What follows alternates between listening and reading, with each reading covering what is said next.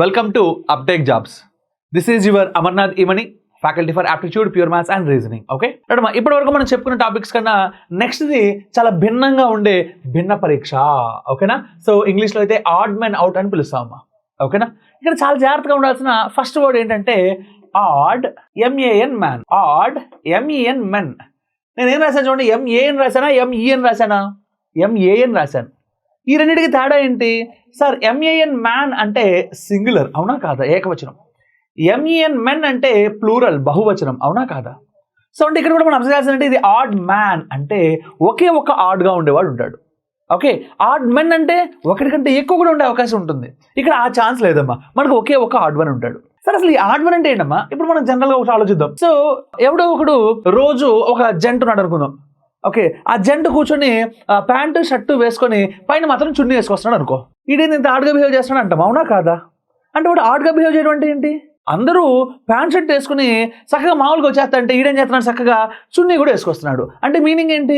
అందరూ చేసే బిహేవియర్కి వీడికి ఏదో తేడాగా ఉంది, అవునా కాదా? అంటే ఇక్కడ మనం గుర్తుపెట్టుకోవాల్సింది తెలుసా, వీడు తేడా కాదు, అందరూ ఉన్నట్టుగా వీడు లేడు. That is known as odd one, అవునా కాదా? సపోజ్ ఇప్పుడు నేను చెప్పాను చూస్తారా, అలాంటి వాళ్ళు ఒక మంది అక్కడ తయారైంది అనుకుందాం అమ్మా. ఇక్కడ 100 మంది ప్యాంటు షర్టు వేసుకొని చున్నీ వేసుకొస్తారు. వాళ్ళ దగ్గర నేను వెళ్ళి ప్యాంటు షర్ట్ వేసుకొని వచ్చాను అనుకో, చున్నీ వేసుకోకుండా, వాళ్ళు ఈడేంది తేడాగా ఉన్నాడని వాళ్ళు నా వైపు చూస్తారు, అవునా కాదా? అంటే ఇక్కడ చూడాల్సిన పాయింట్ ఏంటంటే ఆడ్ మెన్ అవుట్ అంటే, ఆడ్ మెన్ అంటే సో మనం ఒక గ్రూప్ని చూస్తే ఆ గ్రూప్లో అందరికీ ఒకే కామన్ ప్రాపర్టీ ఉంటుంది, ఒక్కడు మాత్రం ఉండడు, ఆడే మన ఆడ్ మెన్, వాడే మన ఆడ్ మెన్. సపోజ్ ఇప్పుడు నా దగ్గర ఒక క్లాస్ ఉందమ్మా, ఆ క్లాస్లో 10 మంది స్టూడెంట్స్ ఉన్నారమ్మా. ఆ 10 మంది స్టూడెంట్స్లో 9 మంది గర్ల్స్ అమ్మా. ఓకే, 9 మెంబర్స్ ఎవరమ్మా? గర్ల్స్. మన ఒకే ఒక బాయ్ ఉన్నాడమ్మా. ఓకే, సో ఇప్పుడు ఈ గ్రూప్లో అరే ఆడ్ వన్ ఎవడరా అంటే వెంటనే టక్కని మీరు చెప్పాల్సిన తెలుసా, సార్ ఈ ఒక్కడే సార్, ఎందుకంటే వీళ్ళంతా గర్ల్స్. ఓకే, అంటే ఆ గర్ల్స్ మధ్యలో వీడు ఒక్కడే తేడాగా ఉన్నాడు, వీడు గర్ల్ కాడు, అవునా కాదా? కాబట్టి వీడే ఆడ్ వన్. అంటే ఇప్పుడు ఆడ్ వన్ అంటే బాయ్ అవ్వాలా గర్ల్ అవ్వాలా? సార్ ఈ ఎగ్జాంపుల్లో బాయ్ సార్. అలా కాదు సార్, రేపు 100 మంది స్టూడెంట్స్ ఉన్నారమ్మా. ఈ 100 మంది స్టూడెంట్స్లో 99 మెంబర్స్ బాయ్స్ ఉన్నారమ్మా, ఒకే ఒక గర్ల్ ఉందనుకుందాం. ఇప్పుడు ఆడ్ మన్ ఎవరు అంటే సార్ వీళ్ళందరూ బాయ్స్ సార్, వీళ్ళ ఒక్కరిది గర్ల్ సార్. అంటే వీళ్ళందరికీ ఒక కామన్ ప్రాపర్టీ ఉంది బాయ్స్ అని జెండర్లో. సో ఈమెకు ఆ క్వాలిటీ లేదు, కాబట్టి ఈమె ఆడ్ వన్.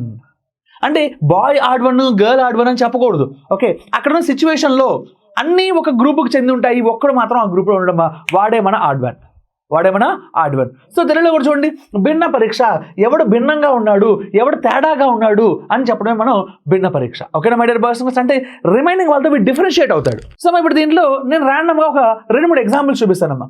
ఆ ఎగ్జాంపుల్స్ చూపించిన తర్వాత ఏం చేస్తానంటే I will give some precautions for you. ఓకేనా? ఇక్కడ ఎక్కువ ప్రికాషన్స్ ఏం లేవమ్మా, 2 precautions. Okay, don't worry, it's simple one. అయితే ఈ ఆడ్ మెన్ అవుట్లో ఉన్న తలనొప్పి ఏంటి అనేది ముందుగా భయపెట్టకూడదుగా. సింపుల్ ఎగ్జాంపుల్స్ చెప్పుకున్నాక మాట్లాడుకుందాం. ఓకేనా? దాంట్లో ఉన్న డిఫికల్టీస్ ఏంటో, దాన్ని మనం ఎలా హ్యాండిల్ చేస్తాం అన్నీ కూడా. ఓకేనా? సపోజ్ ఒక క్వశ్చన్లా ఇచ్చాడమ్మా. ఓకే, క్వశ్చన్ నెంబర్ 1 అనుకుందాం. ఓకే, సపోజ్ 5, 7, 9, 11, ఇందులో 13, ఇందులో ఆడ్ వన్ అవుడు అని అడిగాడు అనుకోమ్మా. మనం వెంటనే ఆలోచించాల్సింది ఏంటంటే సార్ వీడు బేస్ సంఖ్య, బేసి అందరూ ఒకే గ్రూప్లో ఉన్నారు సార్, మరి నేను ఇక్కడ ఎక్కడ నుంచి చెప్పేది?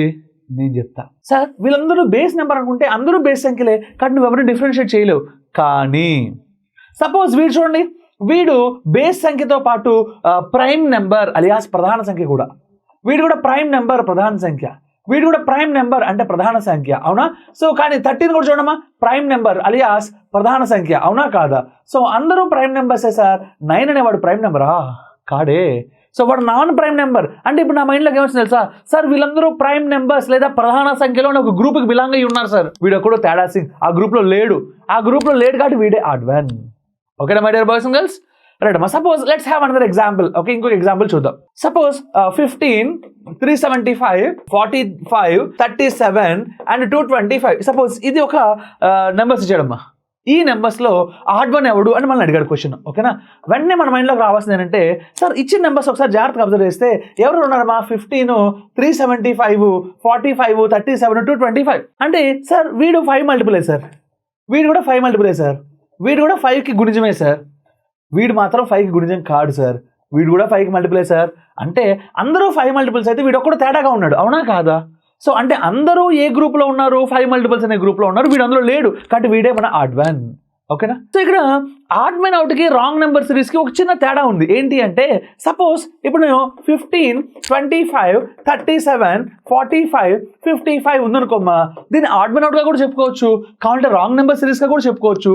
ఎందుకో తెలుసా సార్, ఇప్పుడు ఇక్కడ నెంబర్స్ అబ్జర్వ్ చేస్తే నువ్వు 15 5 మల్టిపుల్ 5 మల్టిపుల్ 5 మల్టిపుల్ కాదు 5 మల్టిపుల్ 5 మల్టిపుల్ అంటే కాని వాడు ఎవడు, వీడు ఒక్కడే కాబట్టి వీడే ఆడ్ వన్ అని చెప్పొచ్చు. ఓకే ఫైన్, అంటే ఇది ఆడ్ మెన్ అవుట్గా క్వశ్చన్ ఇవ్వచ్చు ఈ క్వశ్చన్. నెక్స్ట్ క్వశ్చన్ సపోజ్ ఇంకొక ఎక్స్ప్లెనేషన్ చూద్దాం చూడమ్మా దీనికి. సో ఈసారి ఏం చేద్దాం అనుకుంటున్నా అంటే నేను 15కి 25కి డిఫరెన్స్ 10, 25కి 37కి డిఫరెన్స్ 12, 37కి 45కి డిఫరెన్స్ 8, 45కి 55కి 10. సింపుల్గా ఆ డిఫరెన్సెస్ చూడండి, ఇక్కడ తేడాగా ఉన్నాయి కాబట్టి ఇక్కడ 10 ఇక్కడ 10 అన్నాను అనుకోమా, ఆటోమేటిక్గా 25 + 10 అంటే 35, 35 + 10 అంటే 45. Yes it is working. అంటే 37 తీసేసి 35 కనుక రాస్తే అప్పుడు అదేమవుతుందమ్మా, ఒక సిరీస్లో ఉంటుంది, అవునా కాదా? కాబట్టి ఇది రాంగ్ నెంబర్ సిరీస్ కూడా అవుతుంది. ఓకే, అంటే ఇప్పుడు నేను ఇచ్చిన ఎగ్జాంపుల్ రాంగ్ నెంబర్ సిరీస్ అయింది, ఆడ్ మెన్ అవుట్ కూడా అయింది. ఓకేనా రైట్. ఇప్పుడు ఇంకొక ఎగ్జాంపుల్ చెప్తా. ఓకే, సో ఈ ఎగ్జాంపుల్ చూడండి జాగ్రత్తగా. సపోజ్ వాడు ఒక ఎగ్జాంపుల్ ఇచ్చాడమ్మా, 12, 6, 6, 12, 45 అన్నాడు అనుకోమ్మా. ఓకే, సో ఇందులో ఆడ్ మెన్ అవుట్ ఏంటి అని అడిగాడు అనుకోమ్మా. ఏమడిగాడమ్మా, సపోజ్ ఆడ్ మెన్ అవుట్ ఇలా అడుగుదాం అనుకుందాం. సపోజ్ ఇక్కడ 45 కాకుండా సంథింగ్ ఏ నెంబర్ 54 ఉంది అనుకుందాం. ఇప్పుడు ఇందులో ఆడ్ మెన్ అవుట్ అని అడిగాడు అనుకోమ్మా, మనం చెప్పలేం. ఎందుకు చెప్పలేమంటే సార్ 12, 6, 6, 12, 54 అబ్జర్వ్ చేస్తే అన్నిట్లోనూ సిమిలర్ ప్రాపర్టీస్ ఉన్నాయి. Video 6 multiply, video 6 multiply, 6 multiply, 6 multiply, 6 multiply అంటే నువ్వు ఏమన్నా చెప్పగలవా? చెప్పలేవు. ఇది ఆడ్ మెన్ అవుట్ కాదు, రాంగ్ నెంబర్ సిరీస్. ఎందుకో తెలుసా సార్, 12ని ఇంటూ 0.5, 6ని ఇంటూ 1, 6ని ఇంటూ 2, 12ని ఇంటూ 4 చేస్తే ఇక్కడ ఎంత ఉండాలి? 48 ఉండాలి. కానీ ఎంత ఇచ్చాడు వాడు? 54 ఇచ్చాడు. అంటే అది రాంగ్ నెంబర్. దాని ప్లేస్లోకి ఎవరు రాసుకోవాలి? 48ని రాసుకోవాలి. అంటే ఇదేం సిరీస్? Wrong number series. కానీ ఏం కాదు అంటే ఆడ్ మెన్ అవుట్ కాదు. ఏం కాదమ్మా, ఇది ఆడ్ మెన్ అవుట్ కాదు. ఎందుకంటే ఆడ్ మెన్ అవుట్లో మన రూల్ ఏం చెప్పాను ఇందాక, అరే బాయ్ వాళ్ళంతా గర్ల్స్ రా బాయ్, నువ్వు ఒక్కడివి బాయ్వి అంటే నువ్వే తేడా సింగ్ అంటే ఆ గ్రూప్లో నువ్వు ఫిట్ అవ్వట్లేదని నేను ఇక్కడ చెప్తున్నాను, అవునా కాదా? అంటే ఇక్కడ నువ్వు అబ్జర్వ్ చేస్తే తెలుసా, నా గురించి కాదు నువ్వు ఆలోచించాల్సింది, ఆ గ్రూప్ ఏంటో చెప్పు, ఆ గ్రూప్లో ఉన్న కామన్ ప్రాపర్టీ నిధిలో లేదని నేను చెప్పాలి, అవునా కాదా? అంటే ఇక్కడ అడిషన్స్, సబ్ట్రాక్షన్స్, మల్టిప్లికేషన్స్, డివిజన్స్, మన నెంబర్ సిరీస్లో స్టాండర్డ్ లాజిక్ అని, మల్టిప్లికేషన్స్ అని, అడిషన్ సబ్ట్రాక్షన్స్ అని, లేదా దాన్ని డిఫరెన్సెస్ అని చెప్పుకున్నాం, లేదా స్ట్రేంజ్ లాజిక్స్ అని చెప్పాను చూసారా, ఇవి ఏవి కూడా ఆడ్ మెన్ అవుట్లో అప్లై చేయరాదు. ఓకేనా my dear boys and girls, నేను మీకు 2 ప్రికాషన్స్ ఇస్తాను. అందులో ఫస్ట్ ప్రికాషన్ చేశాను. ఏంటి ఆ precaution? So my dear boys and girls, number సిరీస్లో ఎలాగైతే స్టాండర్డ్ లాజిక్స్, జనరల్ లాజిక్స్ అని చెప్పాను అవునా, అవి కానీ, లేకపోతే మల్టిప్లికేషన్, డివిజన్స్ కానీ, లేదంటే డిఫరెన్సెస్ అలియాస్ ఎడిషన్ సబ్ట్రాక్షన్ కానీ, లేకపోతే సో ఇంకోటి ఏం చెప్పానమ్మా స్ట్రేంజ్ లాజిక్స్, ఇవి ఏవి కూడా నువ్వు దీంట్లో అప్లై చేయకూడదు. ఓకేనా.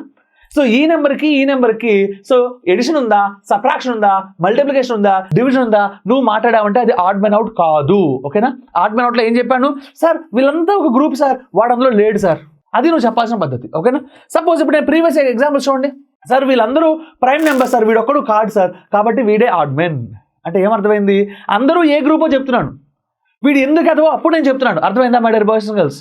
సపోజ్ నెక్స్ట్ వన్ చూడమ్మా, 15, 375, 45, 37, 225 అబ్జర్వ్ చేస్తే సార్ వీడు 5 మల్టిపుల్, వీడు 5 మల్టిపుల్, వీడు 5 మల్టిపుల్, వీడు కూడా 5 మల్టిపుల్ అంటే అందరూ 5 మల్టిపుల్ అనే కేటగిరీలో ఉన్నారు సార్. వాళ్ళంతా ఒక గ్రూప్ ఫామ్ చేసుకున్నారు సార్, వీడు అందులోకి రాలేకపోతున్నాడు సార్, కాబట్టి వీడు ఆడ్ మెన్ అవుట్. అంటే ఇక్కడ నేను వీడికి మల్టిప్లికేషన్ ఉందా, వీడికి డివిజన్ ఉందా, అసలు వీడితో పోతాడా అని నేను లెక్క ఇట్లా మీరు అబ్జర్వ్ చేస్తే, సో అలా లెక్క వేయకూడదు. ఓకేనా. కాబట్టి ఇది ఆడ్ మెన్ అవుట్ అయింది. సపోజ్ ఇది రాంగ్ నెంబర్ సిరీస్ కాదు. ఎందుకో తెలుసా, ఇక్కడ ఈ 37ని కరెక్ట్ చేసి 35 రాసినా, 40 రాసినా, 30 రాసినా ఈ నెంబర్స్లో ఫిట్ అవ్వచ్చేమో, కానీ ఇది ఒక సిరీస్ అయితే ఫామ్ చేయదు, అవునా కాదా? కాబట్టి ఇది రాంగ్ నెంబర్ సిరీస్ కాదు, ఇదేంటమ్మా only odd men out. Okay. So ఇప్పుడు నేను ఇక్కడ చేశాను చూసారా, ఇలాంటి క్యాలిక్యులేషన్స్ అన్ని దేంట్లో చేయాలి? నెంబర్ సిరీస్, రాంగ్ నెంబర్ సిరీస్లో చేయాలి, కానీ దేంట్లో చేయకూడదు? ఖచ్చితంగా ఆడ్ మెన్ అవుట్లో ఇలాంటివి చెయ్యరాదు. ఇది రూల్. మళ్ళీ చెప్తున్నాను, మీరు గుర్తుపెట్టుకోవాలి. ఓకేనా. This is most important point that you should memorise. ఓకేనా రైట్ అమ్మా. Next point. సో ఇది అర్థమైపోయింది సార్, నాకు ఫుల్ క్లియర్గా ఉంది సార్.